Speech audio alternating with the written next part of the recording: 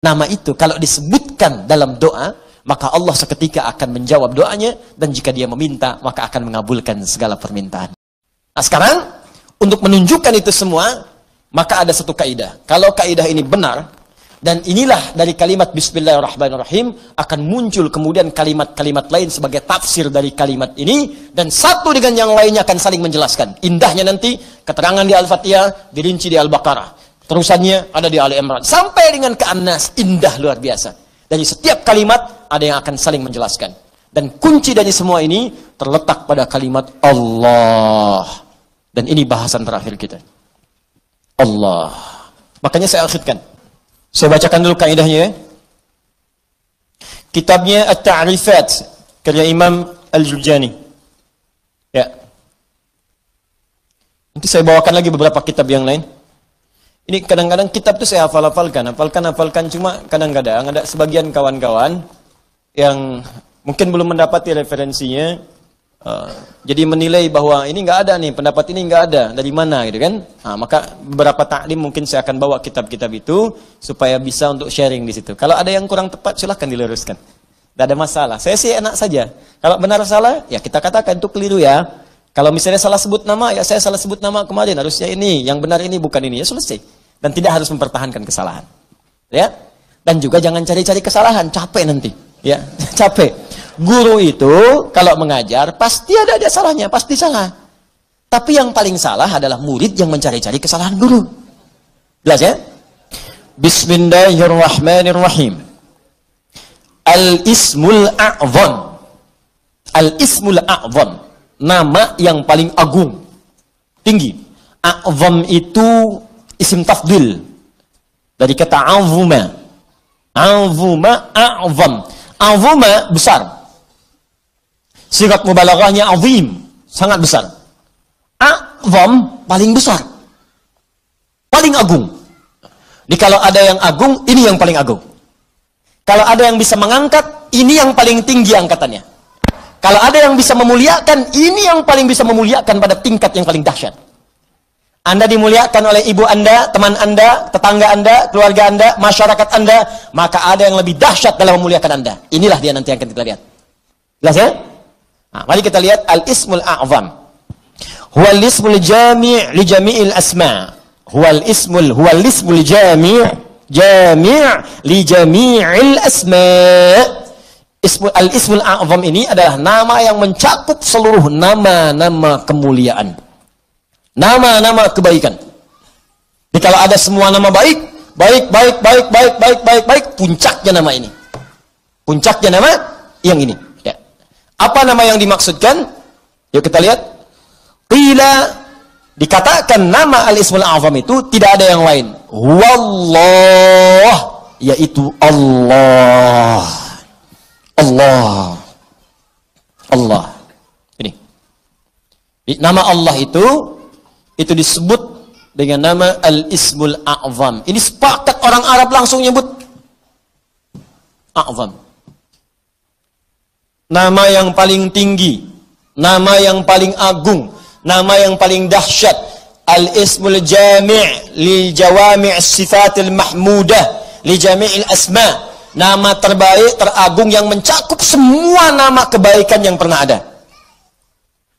Makanya ketika Allah memperkenalkan nama ini, Allah menyebutkan bahwa nama Allah ini memiliki semua sifat-sifat nama-nama kebaikan.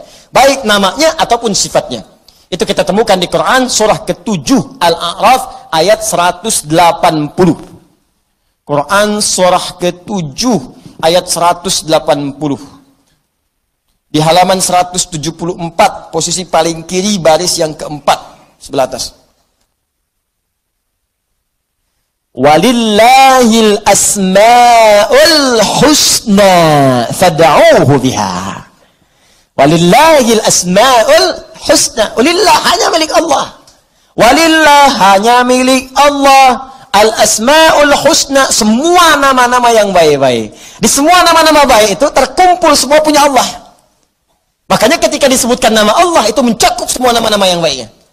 Di Anda ketika menyebut nama Allah, Allah, ya Allah, Allahumma, ya Allah, itu sudah mencakup semua nama-nama yang terbaik yang melekat pada Allah Subhanahu wa taala dan sifatnya.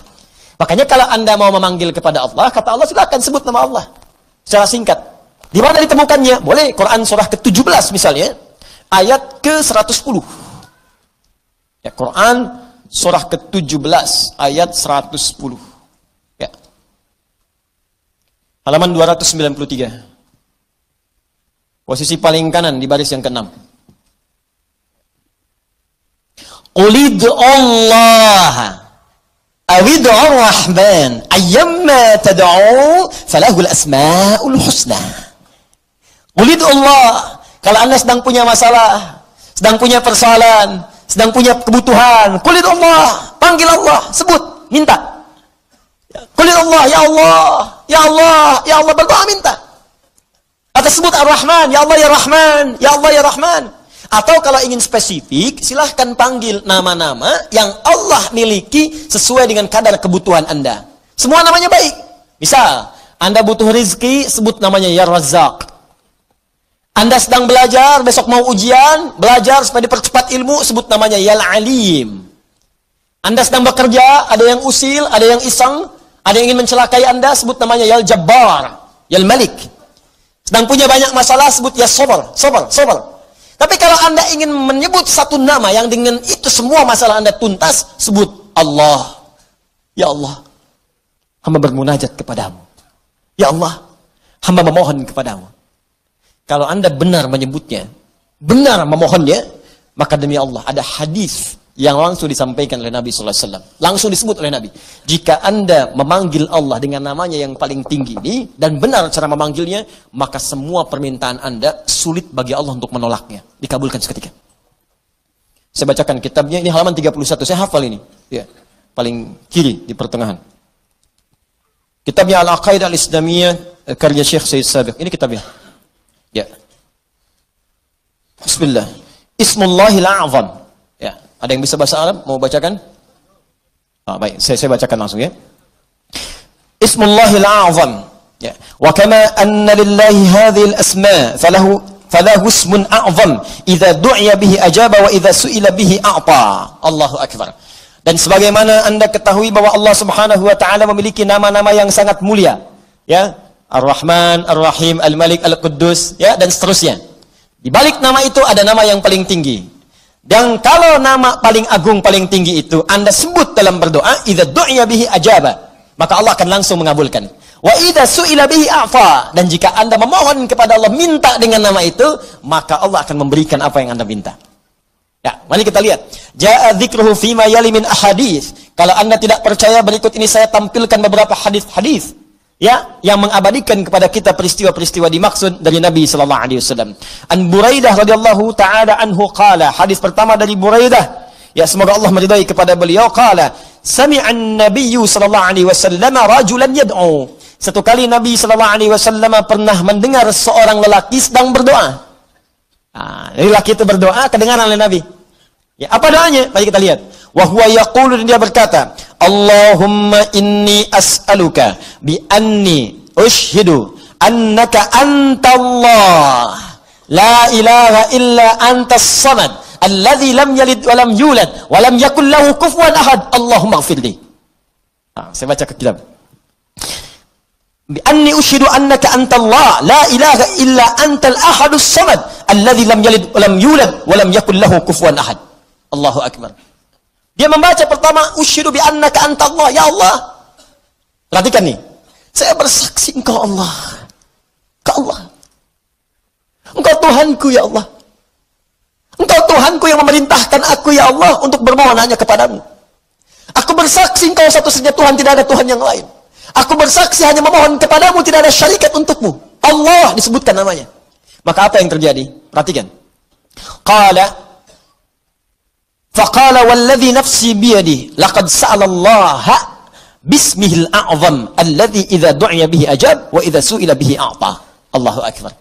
Dalam riwayat orang ini berkata, ya Allah ampuni saya, Allahumma ighfirli, ya Allah ampuni saya. Maka kata Nabi, perhatikan kalimatnya, kata Nabi, walladhi nafsi biyadi, saya bersumpah karena Allah. Saya bersumpah dengan nama Allah yang menggenggam jiwaku. Nabi mempertaruhkan jiwanya, ya. Mempertaruhkan dirinya dalam genggaman Allah untuk menyampaikan makna yang sangat dalam ini. Ini sumpah nih. Wallazi nafsi biyadi itu sumpah. Ini sumpah tertinggi dari seorang hamba yang menunjukkan kemudian keesaan Allah Subhanahu wa taala. Nabi itu cukup berkata, kata-katanya benar karena sifatnya itu siddiqul amin. Ya, siddiqul amin. Jadi kalau bersumpah ada yang serius di situ, ada yang sangat penting. Saking pentingnya sampai bersumpah. Anda percaya nggak dengan saya? Tidak, sumpah demi Allah yang menggenggam jiwa saya, yang bisa mewafatkan saya kapanpun. Saya bersumpah. Ini hadis bersumber dari Nabi Sallallahu Alaihi Wasallam. Pertanyaan saya, semakin percaya nggak dengan saya? Semakin ya? Ini Nabi yang bersumpah. Maka kata Nabi, apa kata Nabi? Laqad sa'alallaha bismil a'zam. Orang itu tadi telah memohon kepada Allah dengan menyebutkan nama yang paling tinggi. Nama yang paling agung. Alladzi idza du'iya bihi ajab wa idza suhila bihi a'ta. Nama itu kalau disebutkan dalam doa, maka Allah seketika akan menjawab doanya, dan jika dia meminta, maka akan mengabulkan segala permintaannya. Hadisnya sahih. Hadisnya sahih. Rawahu Abu Dawud wa Tirmidzi wa An-Nasa'i wa Ibnu Majah wa qala Al-Munziri qala Syekhuna Abu Al-Hasan Al-Maqdisi wa isnad la mat'ana fihi wa la alam annahu ruwiya fi hadha hadits ajwad minhu. Allahu akbar. Hadis ini diriwayatkan oleh para ahli hadis, Abu Daud, At-Tirmidzi, An-Nasa'i, Ibnu Majah, bahkan Al-Imam Al-Munziri mengatakan ini riwayat enggak ada celaknya. Enggak ada celaknya, sahih. Sahih, dan saya tidak melihat riwayat yang lebih baik daripada ini. Ya, hadisnya sahih. Tuh, hadisnya saya tampilkan, riwayatnya saya sampaikan, kitabnya saya tunjukkan, dan manfaatnya kita dapatkan. Allah. Nah, coba pertanyaannya, ini kan kalimat dirangkaikan di situ, Bismillah, Allahnya sudah muncul. Bahkan yang paling dahsyat, Rahman Rahimnya datang. Harusnya kalau sudah Bismillah, sifat Rahman Rahim itu datang. Bismillah, minum, Rahmannya turun, berkah minumannya, dituliskan pahala akhirat dengan Rahimnya. Harusnya begitu. Bismillah, sembuh.